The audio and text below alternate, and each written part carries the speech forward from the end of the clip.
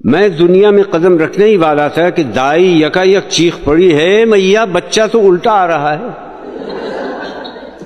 سب عورتوں نے منہ پر ہاتھ رکھ لیے اور جھانک جھانک کر دیکھنے لگیں جیسے کوئی انوکھی بات ہو رہی ہو۔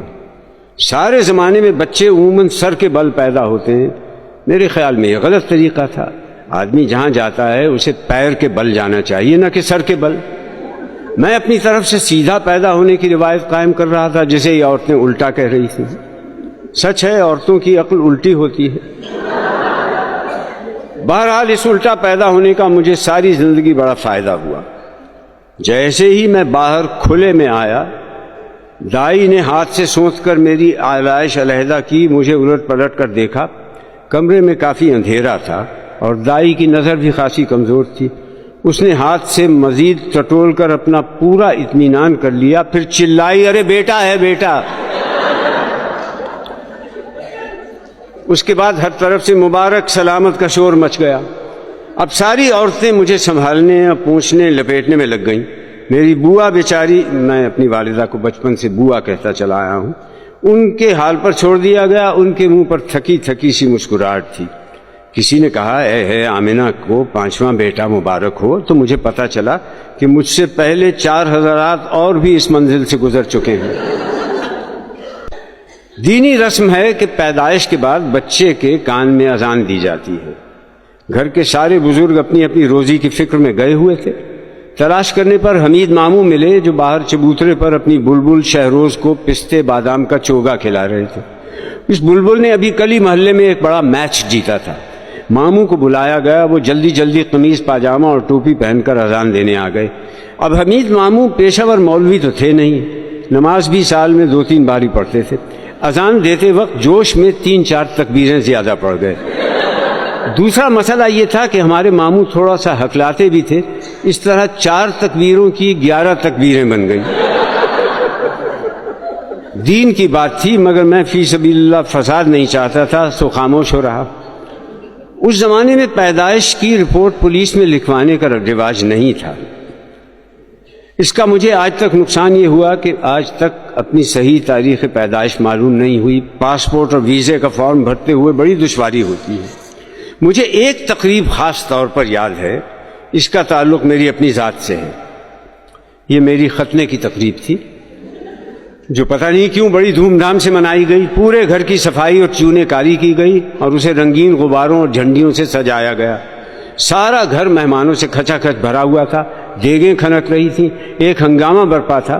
میرے کپڑے بہت عمدہ تھے، سفید ریشم کا کرتا، لٹھے کا پاجامہ، سنہری بروکیڈ کی شیروانی، سر پر گوٹا لگی چاند تارے والی ٹوپی، گلے میں تازہ پھولوں کے ہار۔ لوگ میرے لیے طرح طرح کے تحفے اور کھلونے لائے تھے۔ بوا جانتی تھی کہ میرے لیے بہترین کھلونا ایک دلہن ہو سکتی تھی، سو انہوں نے اس کا بھی انتظام کر دیا۔ ایک دور سے آئی ہوئی میرے رشتے کی کم عمر خالہ کو رنگین کپڑے پہنا کر ہار پھولوں سے تیار کر کے دلہن بنا دیا گیا۔ یہ میری زندگی کا سب سے بڑا دھوکہ تھا۔ ادھر میں زرق برق کپڑے پہنے اپنی دانش میں دولہا بنا ہوا تھا۔ حمید ماموں مجھے گود میں اٹھائے اٹھائے پھر رہے تھے۔ ہر شخص پیار و محبت سے پیش آ رہا تھا۔ میری کچھ سمجھ میں نہیں آ رہا تھا کہ کیا چکر ہے۔ تھوڑی دیر کے بعد ماموں بڑے بہلاوے پھسلاوے سے مجھے مردانے میں لے گئے۔ وہاں سارے مرد مہمان جمع تھے۔ درمیان میں ایک چوکی تھی جس پہ گوٹے لگا پیلا کپڑا بچھا ہوا تھا، اوپر ایک سرخ دوپٹہ سائبان کے طور پر تنا ہوا تھا۔ اب ماموں جو مجھے اب تک گود میں لیے لیے پھر رہے تھے، انہوں نے یکایک مجھے اپنے ہاتھوں میں خاص طریقے سے جکڑ لیا اور لے کر چوکی پر بیٹھ گئے۔ میں گھبرایا کہ یہ کیا چکر ہے۔ سامنے دیکھا کہ محلے کا نائی فرش پر اس طرح اور اس قسم کی خطرناک چیزیں پھیلائے بیٹھا ہے۔ میں نے روحانسا ہو کر کسمسانا شروع کیا۔ ہر طرف سے شاباش شاباش، بڑا بہادر بیٹا ہے کی آوازیں آ رہی تھیں۔ اب میں نے مچلنا اور رونا شروع کیا۔ ماموں نے کہا کوئی بات نہیں، گھبراؤ نہیں، اوپر دیکھو دیکھو وہ دیکھو سونے کی چڑیا اڑ رہی ہے۔ گھبراہٹ اور پریشانی میں جھوٹ جانتے ہوئے بھی میں اوپر کی طرف دیکھنے لگا۔ غفور نائی کا ہاتھ بہت پھرتیلا تھا، ایک لمحے میں اس نے نہ جانے کیا کیا، جلن سی ہوئی، گرم گرم خون ٹپکنے لگا۔ اس نے ریشم کی راکھ کا ایک چھینٹا مارا، میں چیخیں مارنے لگا۔ اتنے میں سارا معاملہ صاف تھا۔ ہر طرف سے مبارک سلامت کی صدائیں بلند ہونے لگیں۔ مجھے ہاتھوں ہاتھ اندر زنانے میں لے جایا گیا۔ میرے رونے چلانے سے بوا پریشان تھی، مگر دوسری عورتوں نے مجھے ہاتھوں ہاتھ لیا اور ایک تیار بستر پر لٹا دیا۔ چند عورتوں نے مضبوطی سے میرے ہاتھ پاؤں جکڑے ہوئے تھے۔ تحفے میں آئے ہوئے کھلونے میرے ارد گرد ڈھیر کر دیے گئے۔ یہ تجربہ مجھے سالوں تک نہیں بھولا۔ میں جب بھی کسی کو سجا بنا دولہا دیکھتا تھا